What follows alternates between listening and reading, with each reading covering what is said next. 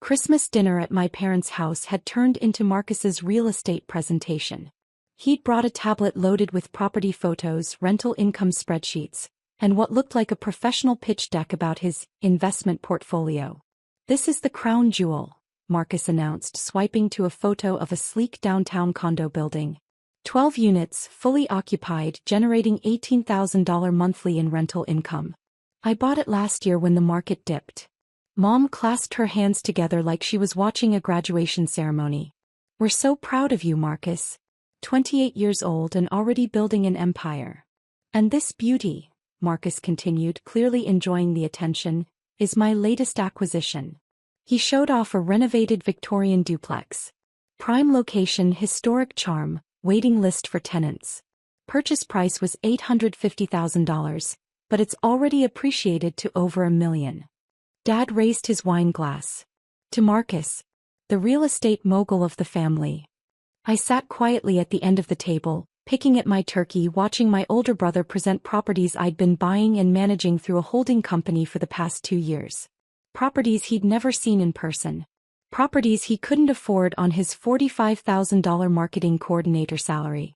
"Tell them about the commercial property, honey," Marcus's girlfriend Jessica urged, clearly as impressed as our parents. "Oh right." Marcus's eyes lit up. "I just closed on a small office building. 6 units, all leased to established businesses. It's my first commercial venture, but the cash flow is incredible."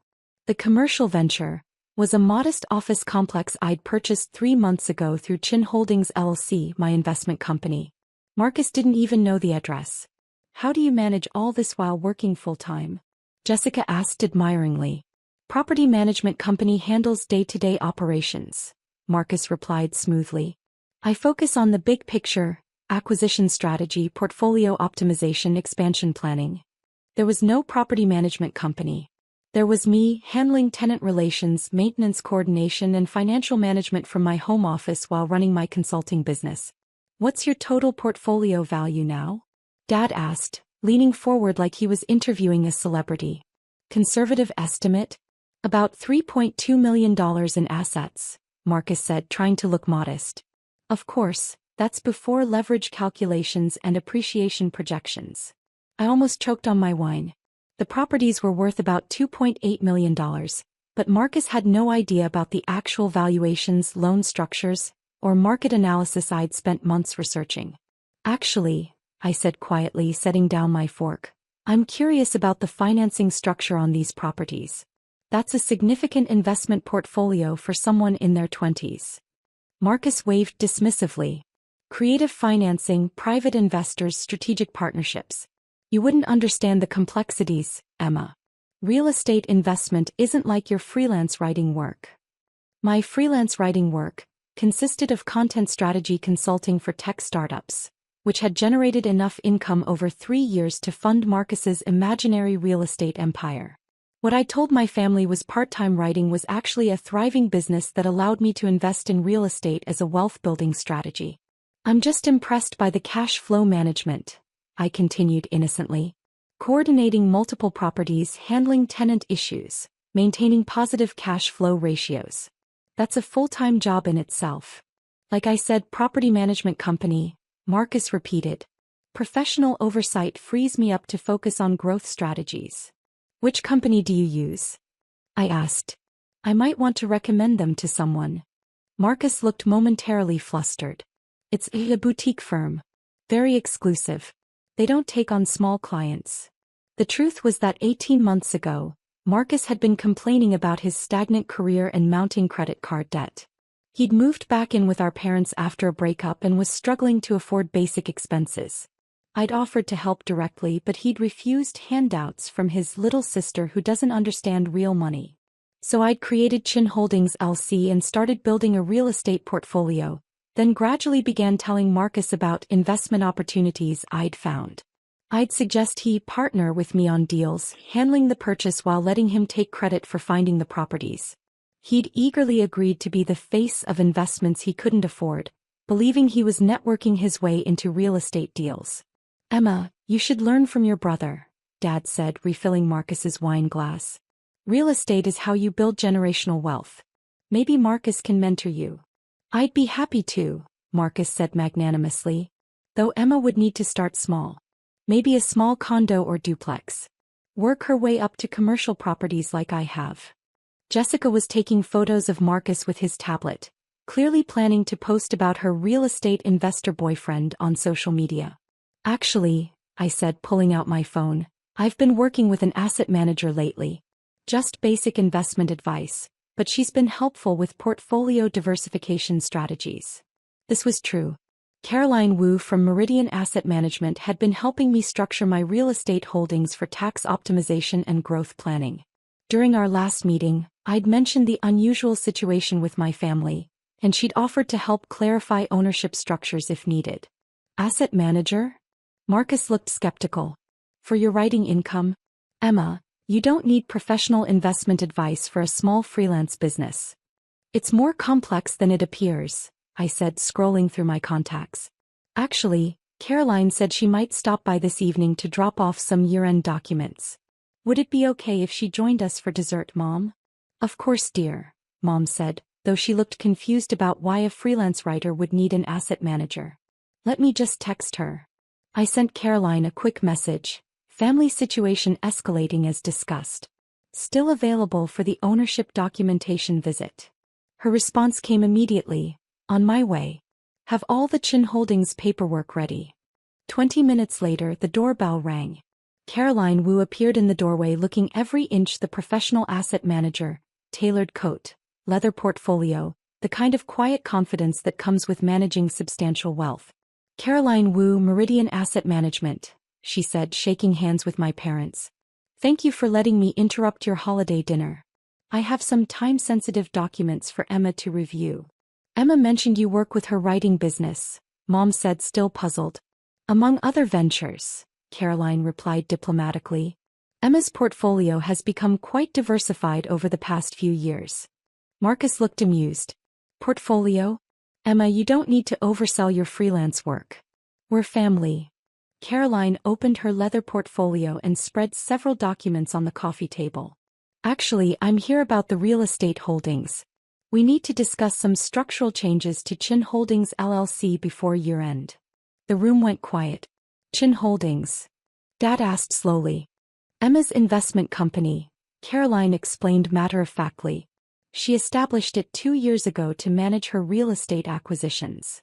Marcus was staring at the documents like they were written in a foreign language. What real estate acquisitions? Caroline looked surprised, glancing between Marcus and me. The portfolio we've been discussing all year. The downtown condo building, the Victorian duplex, the office complex. Emma's accumulated quite an impressive collection of properties. I'm sorry, Jessica said, looking confused, but Marcus owns those properties.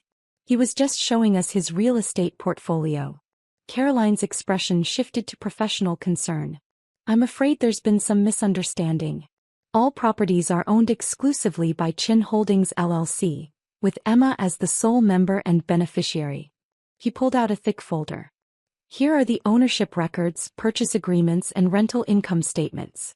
The downtown building purchased 14 months ago for $1.6 million. The Victorian duplex acquired 8 months ago for $850,000.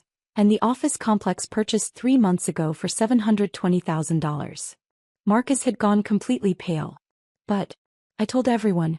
Emma and I are partners. According to these legal documents, there are no partners or co-owners, Caroline continued, spreading out property deeds.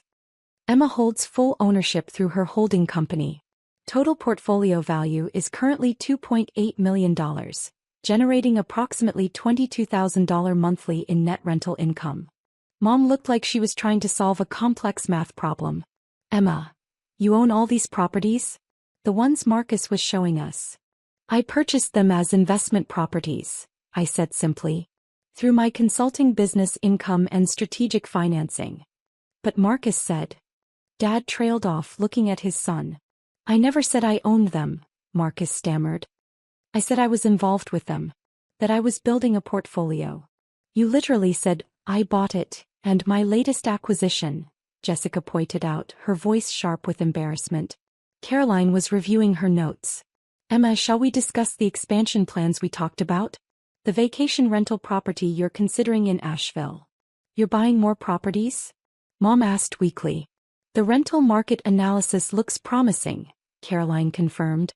Emma's positioned to expand significantly over the next year, assuming the current cash flow trends continue. Marcus was staring at the documents spread across the table. Legal papers with my name, not his. Purchase agreements he'd never seen. Financial statements showing income he'd never earned. I don't understand, he said quietly. How do you afford? I mean, your writing work isn't just writing, Caroline finished. Emma consults for tech startups on content strategy and digital marketing. Her business generates substantial income, which she's invested wisely in real estate. How much income? Dad asked, though he looked like he wasn't sure he wanted to know the answer. Caroline glanced at me and I nodded. Emma's consulting business generates between $180,000 to $220,000 annually, depending on project load. Combined with rental income, her total annual income is approaching $400,000. The silence in the room was deafening. $400,000, Mom repeated slowly. While Marcus was presenting properties he doesn't own, Caroline added, not unkindly, Emma was actually building the real estate portfolio he was describing. Jessica was staring at Marcus like she was seeing him for the first time. You let everyone believe you owned these properties? I mean, Emma and I discussed partnerships. Marcus was floundering. We discussed real estate as an investment strategy, I corrected. I mentioned properties I was researching. I never offered partnerships. Caroline cleared her throat. There is one more matter, Emma. The tax implications we discussed. Right. I turned to my family. I need to properly structure gifts for tax purposes. I've been helping with some family expenses informally, but it needs to be documented. What family expenses? Dad asked. Marcus's credit card debt consolidation, Mom's car payment, the emergency fund for Dad's medical bills last year. About $35,000 total over 18 months. The realization hit everyone simultaneously. Not only had I been building the real estate empire Marcus claimed as his own, I'd also been quietly supporting the family financially while they dismissed my career as unsuccessful. Emma, Mom said, her voice breaking slightly, we had no idea. I know, I said. That was intentional. You needed help and I could provide it, but I knew you wouldn't accept it if you knew the source. Marcus was looking at the property photos on his tablet like they belonged to a stranger. I feel like such an idiot. You're not an idiot, I said. You're someone who got caught up in wanting success and took credit for something you didn't build. Caroline was packing up her documents.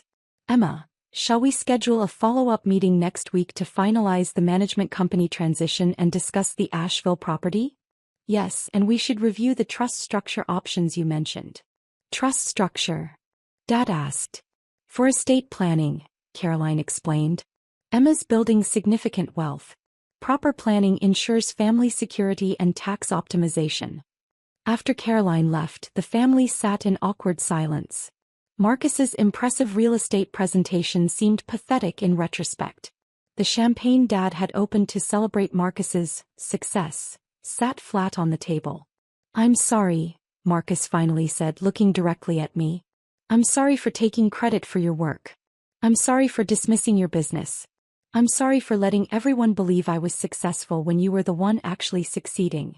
And I'm sorry for not recognizing what you were building, Mom added. We should have asked more questions, shown more interest in your actual work instead of assuming it was small scale. Can you teach me? Marcus asked quietly. About real estate investment, I mean. Actually teach me, not just let me pretend to understand it. If you're serious about learning instead of just wanting to look successful, yes. I'm serious, he said. I want to build something real, not just take credit for someone else's work. 3 months later, Marcus had enrolled in a real estate investment course and started working with Caroline on a legitimate investment plan funded by his actual income. He'd also publicly corrected his social media posts about his real estate empire, and gave Jessica a truthful explanation of his financial situation. She stayed impressed more by his honesty than his imaginary wealth. The family dynamics shifted completely. Instead of dismissing my work, they started asking detailed questions about my business strategies and client relationships. Instead of treating Marcus as the family success story, they recognized that success looks different than they'd assumed and often happens quietly rather than through flashy presentations. The properties Marcus had bragged about remained mine, but now everyone knew who actually owned them. And Marcus learned that building real wealth is harder than claiming someone else's, but infinitely more satisfying. The champagne glasses froze mid-toast, but the family relationships thawed into something more honest than they'd ever been.